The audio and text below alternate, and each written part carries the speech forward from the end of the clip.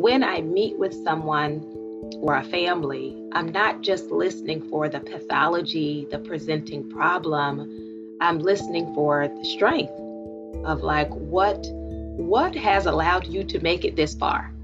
And I saw this lovely interview with a Jewish woman who said, the ways that we have survived have not always been beautiful, but we survived. And I think that's the truth for many of us. Like, it didn't always look good, right? It wasn't always neat, but this is how I made it. So being able to integrate or acknowledge those strategies is really important.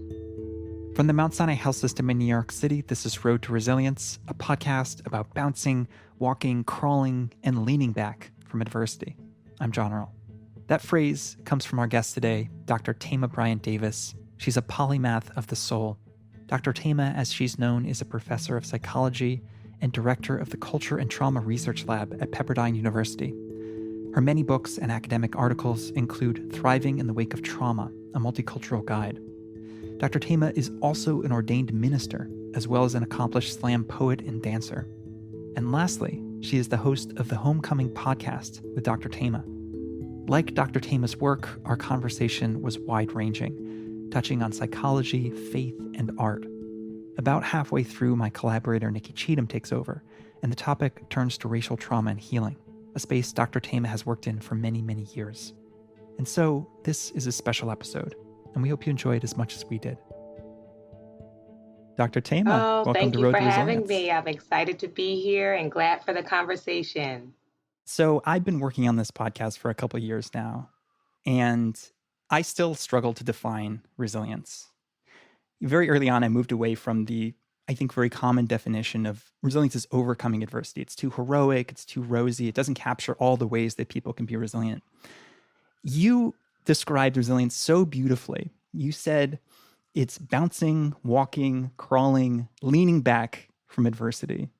And I love that variety of ways of being resilient. And so my question is, why is it important to acknowledge all the faces of resilience? I love you for starting with that, because it is really critical for us to be compassionate with ourselves and compassionate with others, to know that we don't all come with the same makeup, the same personality, the same stress load, the same supports. And so the ways in which we respond to stress and trauma are going to be different. And if we only recognize resilience when it is shiny, we will miss it. And so even during the pandemic, some people took up a hobby, learned a language, learned a new instrument. And for some people, it was resilient to be able to get out of bed each day, to be able to bathe, to be able to give food to their children was an act of their resistance, because everything in them was telling them to stay under the covers. So it will cause us to overlook our own growth and progress if we miss that, or if we have kind of one cookie cutter picture of what it looks like. Even in this season of the Olympics, we have seen the announcement from Simone Biles that she's going to step away from the games for her mental health. We had Naomi Osaka stepping away to take care of her mental health. Those are acts of resilience. And many times we would just think it is the people who stay and the people who win a gold medal. But I think all of us can think about times when walking away from a job was an act of resilience, when walking away from a unhealthy relationship was an act of resilience. So I may not have a trophy to show for it, but I did a radical act for my wellness, for care, sometimes in service of other people. And we want to be able to see that. This word radical, you use it to describe joy, to describe stillness, to describe making space for yourself, taking care of yourself. What's radical about these things? We live in a culture and a society where those things are not authentically promoted. So they are given lip service, but the environment is not created for that to happen. So, for example, I teach in a graduate school in a doctoral program, wonderful program. I love it. However, we talk to our students every semester about self-care and how important it is to take care of yourself. But then we hand them these class schedules and internship schedules that really are not conducive for self-care. And so for them to be intentional when there are all these pressures that tell you to erase yourself, to deny yourself, to ignore even your own bodily signals, right? Your body is saying you're tired. Your body is saying you're hungry. Your body is saying, I need to get outside, right? And this structure, this system that we live in, really promotes that our worth is in our busyness. So there's nothing radical about being busy. That's ordinary, right? That is the expectation. We teach kids all the way from primary school, line up, aim for the A's, do what you're told, be quiet, right? There's nothing radical about being a quiet, busy bee, right? What is it that the family, the world, sometimes faith communities are teaching us makes us valuable? And so often to daydream is not what is promoted. We don't say to young people, what are you dreaming about, or what is bringing you joy?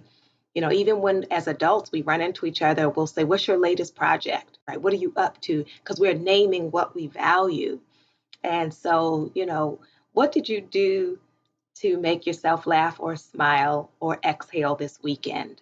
Right? That's radical. Well, why don't I ask you that Yes. question? I would love to answer. And one of the beautiful gifts of parenting is, kids will want to play. So then it makes me play.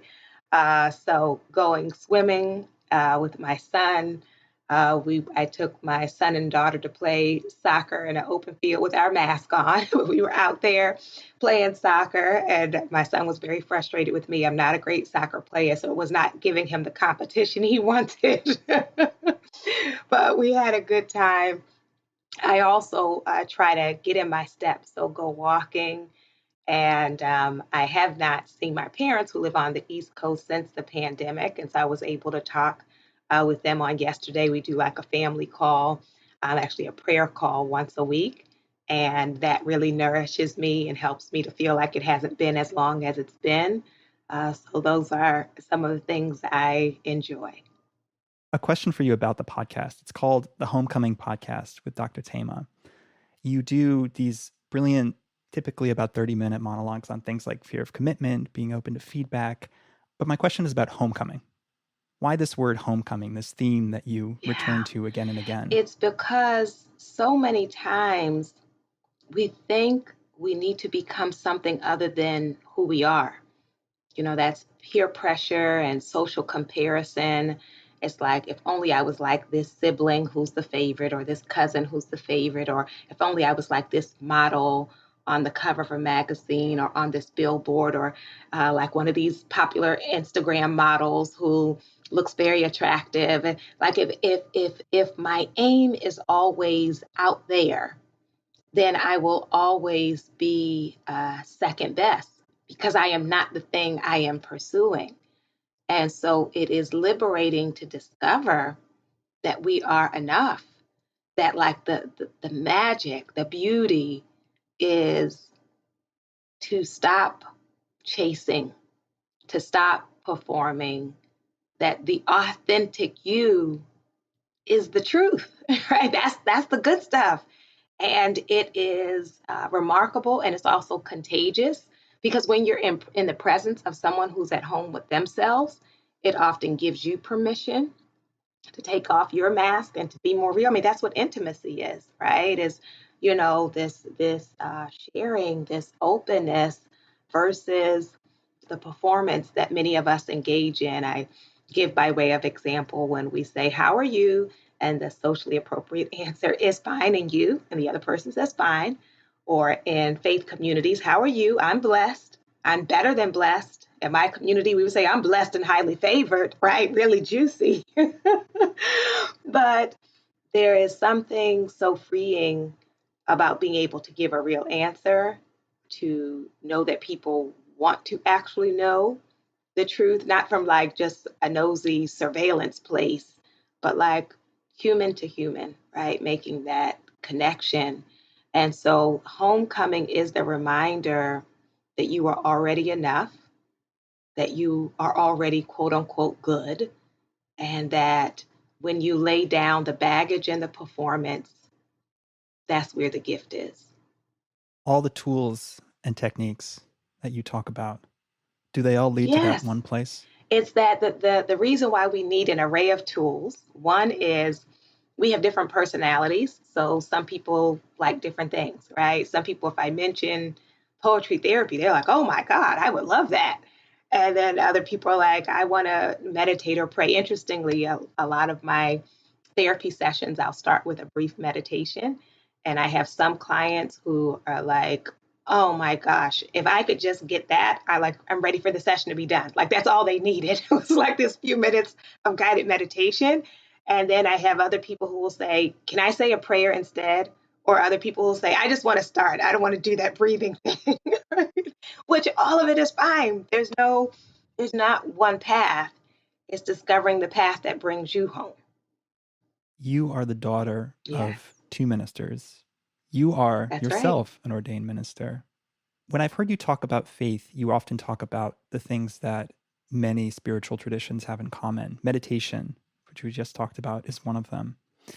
Is there something that you feel that your Christian tradition brings that's special to the Yes. conversation about resilience? Yeah. So actually, I have a model that I'll say either created or I received, however you want to think about it. It's the Christo psychology model of trauma recovery, Christo in Christ centered, and looking at the crucifixion as a trauma. And I think we can all agree it was traumatic. I think sometimes, with this Easter presentation, people are telling this horrific story, but like with smiles and joy. But it's like, this is a horror, right? So then it's interesting because there's nothing new under the sun. Is when you look at the steps of what Jesus did after the crucifixion, a lot of what he did models or reflects what is recommended in terms of trauma recovery. So it is a great example of, how do I come out of horrific situations, right? So the first one is what I call tomb time. And I like to say, because of who God is, at any moment, God could have gotten Jesus up. But I know in the church tradition, especially in the Black church tradition, we love like a good dramatic story. So often the way pastors will preach it is they'll say for 3 days, Jesus was fighting the devil and fighting death. And it was like a close call. And then he finally broke loose.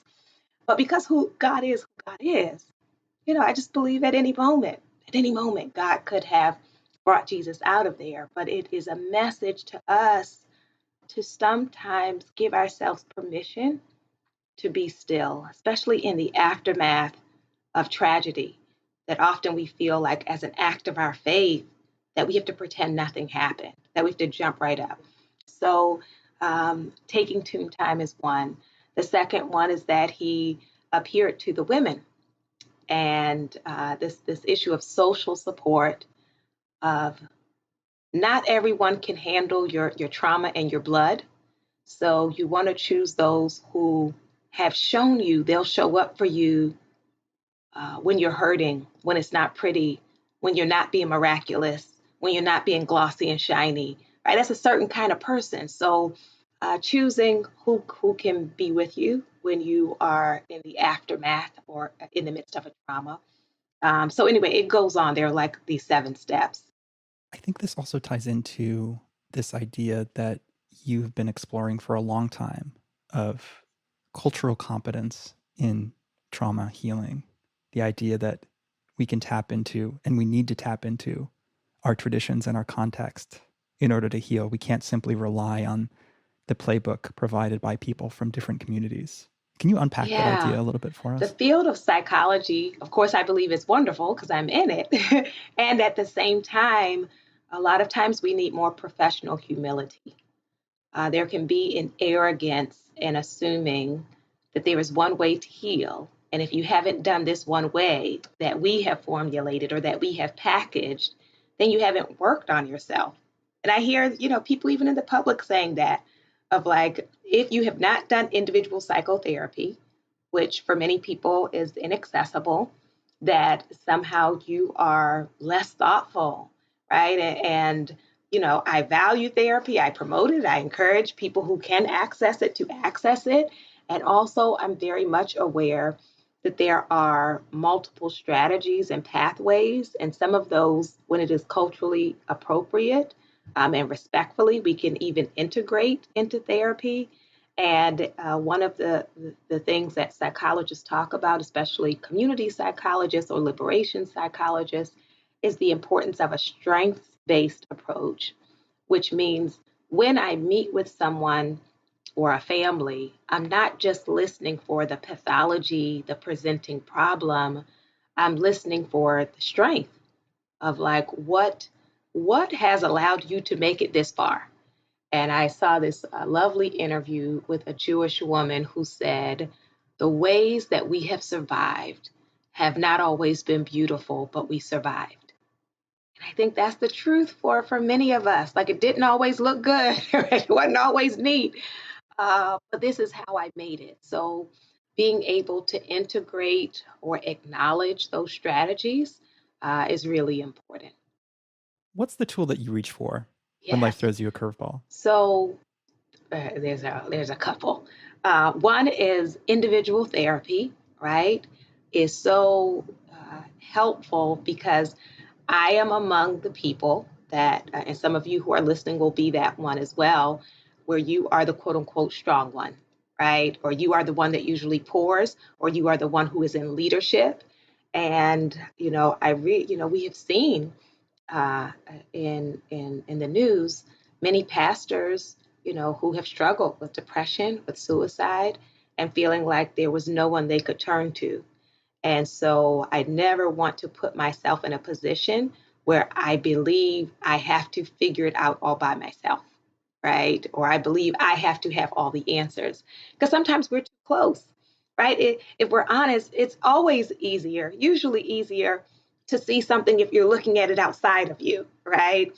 If someone else is explaining to you an issue and you're not caught up in it, you just have more perspective. So therapy has been a wonderful resource for me.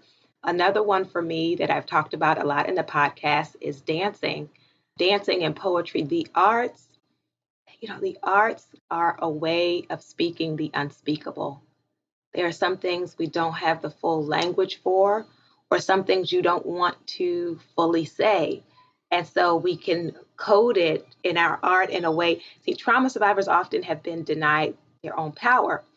But when I am creating art, I have power over my narrative. And so, whether in dance or poetry or visual art or music, I can say as much or as little as I want to.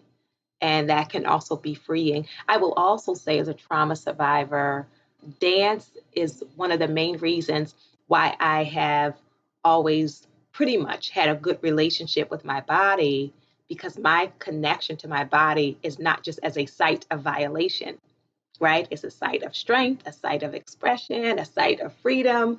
And so that's just one of the many experiences that I have had in this body. And so it can be a wonderful way of reclaiming yourself. So art, therapy, and then of course I will, say my faith that, how do you have hope or faith to hold on when things, when you can't see the end, like how is this going to turn out? And for a lot of trauma survivors, there is this panic when things feel out of control, right? Because in the past, when things were out of your control, it went terribly wrong. So you don't want that to happen again. So you can be in this anxiety or this panic, but that foundation of faith lets me know, as it's been said, um, even when I'm not sure what the next steps are, I just believe in the end it's going to work out for my good. I just believe it. So that allows me, and it doesn't, it's not convincing me that every moment or every day is going to be sunshine, but I believe it's not permanent, that when I'm in a pit, it's not permanent. I wonder whether you've been drawing on that this year. This is Oh the my ultimate year of goodness. not being in It control. has, and the timeline keeps changing, right? I remember when the pandemic started and one of my clients kept kind of setting herself up for disappointment because she would say like, in 2 months, I think we'll be out. And it was like by the third time she did that, it was just too much. So I said, why don't let's release the trying to predict it. Like let's, because sometimes, setting those goals can help us if that's really going to happen. But when that's not happening, sometimes we have to like really, and this is something many of us do, I think all of us do, is we created these false timelines for the way our lives are supposed to be. I, laugh when I think about as a kid, I would say, when I'm 21, I'll graduate from college. When I'm 22, I'll get married. When I'm 23, I'm gonna have twins. I had my twins' names. Okay. We have it all laid out.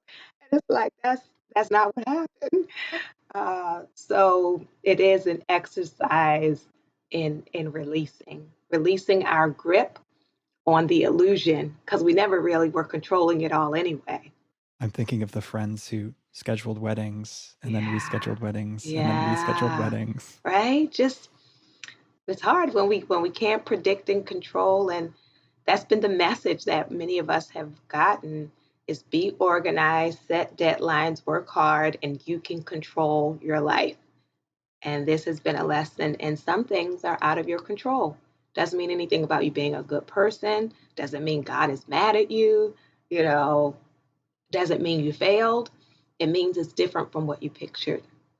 The past year has also been a time when lots of people have been thinking about racial trauma Hmm. and healing, which is an area of Yeah. expertise for you. I'm wondering whether the past year has sharpened or changed your thinking and how your experience in this area has shaped how you've seen the events of Yeah. the past year. So many of us have been doing this work for a long time. And so it was startling when so many people were able to see the alarm we have been ringing for years, right? So in 2006, I wrote a therapeutic framework for addressing racial trauma. But when everything happened this past year, suddenly psychologists were saying, I think we need some kind of framework. I think like somebody needs to look at this. And we're looking like, well, the framework is there. Like we've already done this.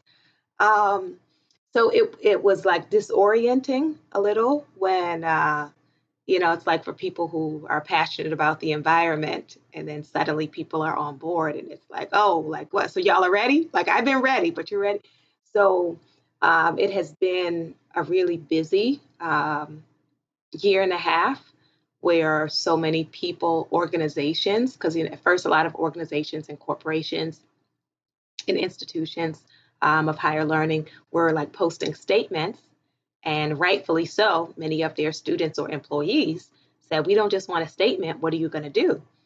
And so it's been a very busy time for those of us who do consulting work in this area to come in and like facilitate a process, a learning process, a community building process around equity. And so even though at first we were like, oh, this is like a divine time for us all to be still in our homes. But then when people figured out these virtual meetings, it was like kind of nonstop meetings. And I'll say for me personally, this push and pull between, I'll say to be frank, to be explicit, educating white people or taking care of members of my own community. People in the Black community and an Asian community, Latino community, American Indian have been really traumatized. And so, there is one of me. And of course, one of the things I had to do during this year was start referring people because there just are more people who know my name, but I know other people who do great work who just aren't as known.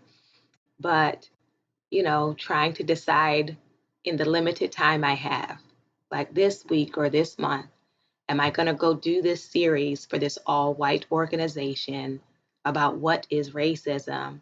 Or am I going to do this series in my community with people who are grieving and angry and feeling loss of hope, right? So you had those pulls, and then I'm a faculty member at an institution. So then, of course, my own home institution, was wanting a lot. My faith community was wanting a lot. And then, I started with this whole thing of radical self care, right? Like I am not only an instrument or a vehicle or a tool, right? I am a person who is feeling a lot of these feelings. And so, it became like a choreography, a dance between pouring and finding ways to rest and receive, learning when to set boundaries and then when to re engage. And that continues to be a challenge. What you're talking about is kind of just really resonating and hitting home in a sense, because I feel like this has been such a major milestone of a year in so many ways, but there's also, in a sense, this sort of, I don't know what the proper term is, but like Black fatigue of like always having to be that person to represent these messages and to teach like what's appropriate and what's the conversation that needs to be had. And so much is put on Black employees. It's a little bittersweet. It's like we've been waiting for this moment, and I'm glad we're having these conversations, but then so much is put on specific individuals, and especially what you're talking about. I can only imagine how much you've been tapped for these types of conversations. So sorry, it's not even really a question. Just it was the on amen my mind, corner. so. I appreciate it. Just say yes, yes, yes. It's so true, and it's called racial battle fatigue. We actually have a name for it, of being in an environment, where racism is so tangible. It is exhausting, and another piece people don't often recognize is the emotional labor, right? Because I have to. It's not just what do I know. As every good teacher knows, it's like trying to figure out a way to articulate it in a way people can hear it and receive it, and know that many times the defenses against it, you feel the urgency of like, if you don't get this, like lives are at stake. If you don't understand like why this is important, there are consequences. And so there is the urgency, the intensity, the emotional labor. And I will say, from having done it for many years, what makes it a little easier for me is usually I can predict the pushback, right? Before, like when I'm talking, I already know like what people are going to say, like, but what about blah, blah, blah. So, then I'm like, okay, here we go. That's fine, right? Um, but yes, as you were saying, it can be draining. So figuring out ways to refill your well. And for some of us, the thing we used to do to refill was community. And then like, okay, now church is online, poetry is online, which it feels a little different. It has me thinking a little bit like there's been so much just from an organizational perspective when it comes to racial trauma. But, even on the day-to-day things, the moments where someone just doesn't even realize or recognize what they said as racist. They have no idea that what they said is absolutely racist. And it just kind of hits you in your face. And my question for you, because this is something that I've, most people have dealt with and are still dealing with, how do you bounce back from moments like that this subtle Microaggressions. Yes, how do you handle moving forward through that and not allow something like that to just totally blow up your day, your mood, your moment? Like what's kind of your... Right. Yes. Thank you for that. A part of it is being a part of an affirming community. And that's why it is helpful, whether it is members of your own community or allies, it's important to have people in that environment who get it and see it, right? I have worked in some places And it helped to just be able to catch eyes with somebody. Like, did you just see that? Right? Like, this is some foolishness.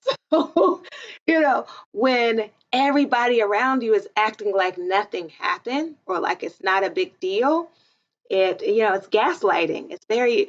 But just to have someone, whether they are from the same community, same race or not, who validates it, who affirms that was like out of order. If they, affirm it to you in private after, that can be helpful. What can be even more helpful is when people are willing to say something. And that's, what it really means to be an ally, is being willing to stand in the gap, being willing to take the discomfort, for me not to feel like if I don't say something, no one will say something. And, I'm one of those people that can have a delayed. I'm one of those like hours later where you're like, now what I should have said, right? So, and it used to like just always kill me growing up because I have a brother who's fast, right? If somebody says something, he's like, bam, bam, bam. And, I'm just more kind of deliberative. But one of the gifts of, if it's your workplace or a friendship circle, even if I didn't address it in the moment, I can come back to it, right? So the next time we meet, I want to circle back to something that happened the last time we were here. So not to feel like, because I missed the moment, it's too late. So a part of that is empowering, having allies, having a support system, being able to address it, if not in the moment, in a follow-up experience, and then reminding yourself who you are, because it's even more hurtful when we have what we call internalized racism or internalized oppression. If I feel like less and then you tell me I'm less, like it's even more devastating. If I feel like I am unattractive, and then, they had an article in Psychology Today, actually, this is a number of years ago, of Black women being the most undesirable women, right? So, this is supposedly like this established magazine. So if you see those things and you have already been taught that, it will sting even more. So trying to really get to a place of affirmation. And here's our word again, that radical acceptance of like, even if the world disagrees, I think we're amazing. Yeah, no, I think that's really great advice. And I too am like that, where in the moment, I'm I'm more than likely not going to think of what to say right then and there. But I so wish on so many different occasions that I could have gone back and really pushed that person.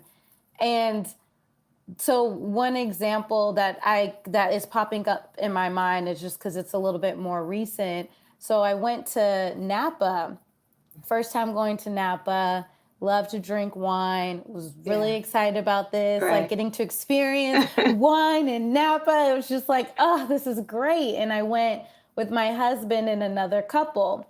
And we just got to Napa, get out of the car, we check in at the hotel. It's this really nice hotel.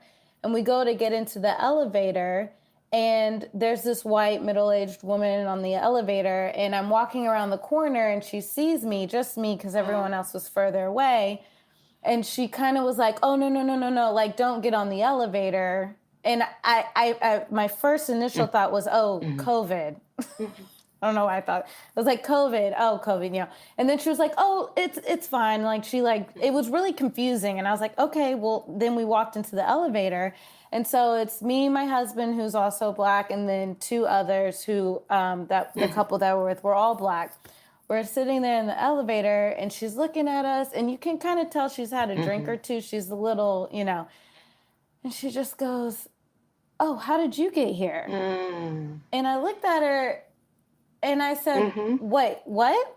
What are you saying? And she was like, you could tell she recognized in that moment, like, oh, that was not a proper thing to say. And then she immediately turns it around and says, oh no, good for you. Good for you. For you guys are staying here. Good for you.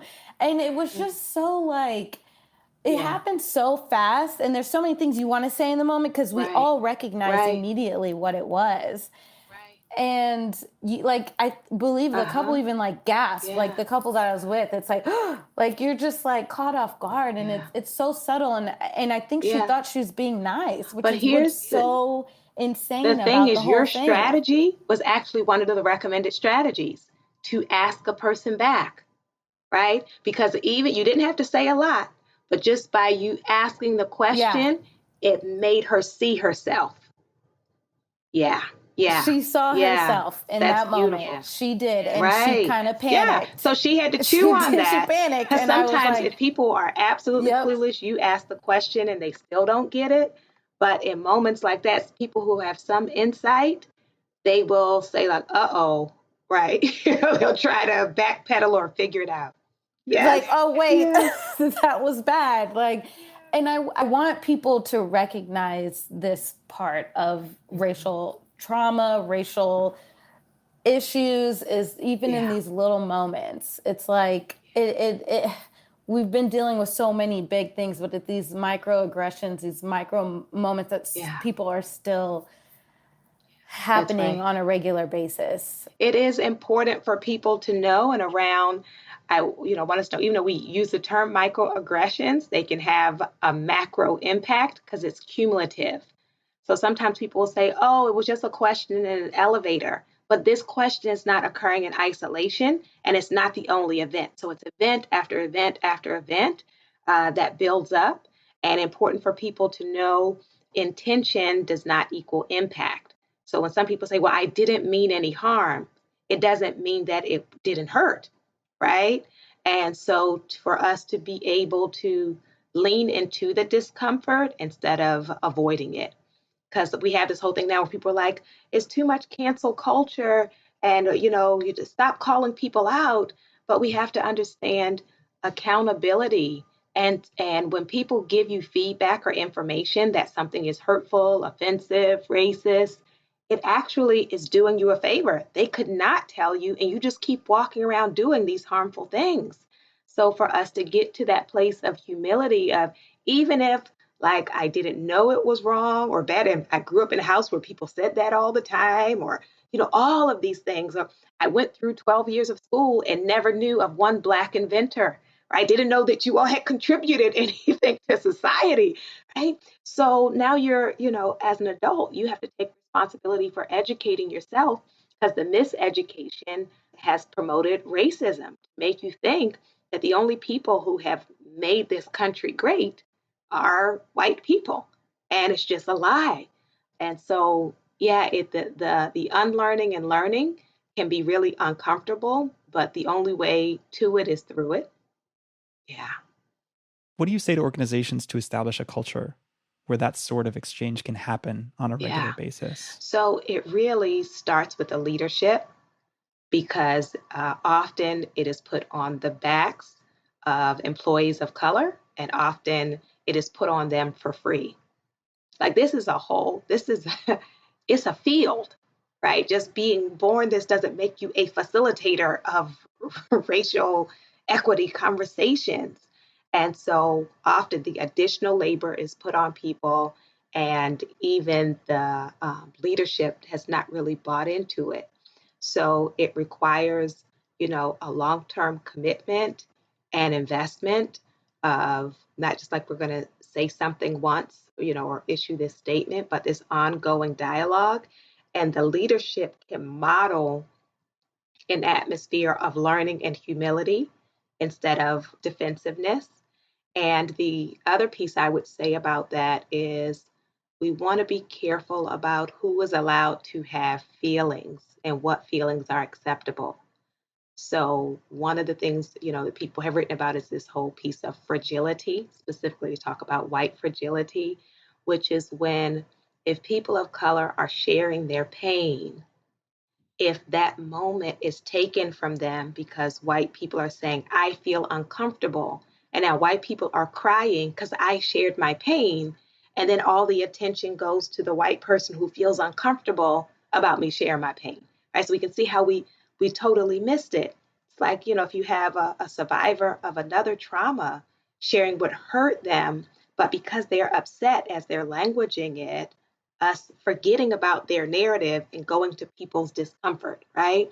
So to say people who have been traumatized or stressed out by oppression may have anger, may have resentment, may have disappointment, may have grief, may have sadness about it. And that is understandable. So I say as a psychologist, it's healthy to be outraged about outrageous things. It's just what do I do with that, right? As opposed to pathologizing or problematizing someone who is upset. So what people have said as it relates to the protests is some people were more angry that we're protesting than the deaths we're protesting about. So we want to work on our own emotional capacity to hear and sit with other people's pain without trying to force them to dilute it, to censor it, or to take care of us. Thank you so, so much, Dr. Thema, for your brilliance, for your expertise, for your warmth, and for your time. Thank you for having me. Dr. Thema Bryant-Davis is a minister, an artist, and a professor of psychology at Pepperdine University. That's all for this episode. As always, if you enjoyed it, head over to Apple Podcasts, leave us 5 stars and a nice review. Thank you. For more resilience tips, including transcripts and photos, visit our website, mountsinai.org/RTR, as in Road to Resilience. The podcast is a production of the Mount Sinai Health System in New York City. It's made by me, John Earl, Nikki Cheatham, Emma Stoneham, and our executive producer, Lucia Lee. From all of us here, thanks for listening, and we'll see you next time.